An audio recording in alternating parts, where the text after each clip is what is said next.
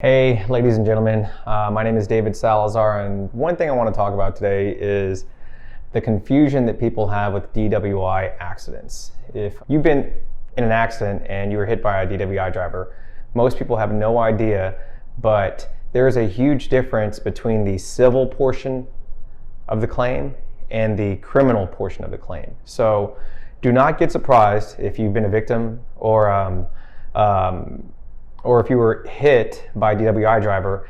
Do not be surprised if you get a subpoena by the district attorney's office. They're going to want to know what happened, and they're going to want to know what happened under oath. And a lot of times, because whenever DWI happens, there's more at stake. If somebody was driving while intoxicated, they never should have been doing that.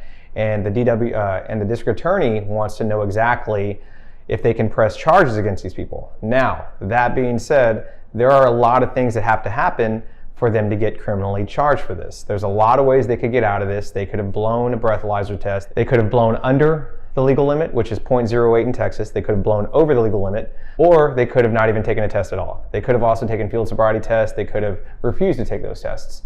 That is the criminal aspect of this. So if you get a subpoena from a district attorney's office, don't be surprised. That happens all the time. My clients ask me that question all the time, and it's something that you need to know could be out there if you have been hit by a drunk driver. So that is the criminal aspect. The civil aspect is completely different because that has nothing to do with the criminal aspect. If you decide to hire an attorney for anything, you cannot go after them criminally. I want to make that clear. That is what the district attorney's office does.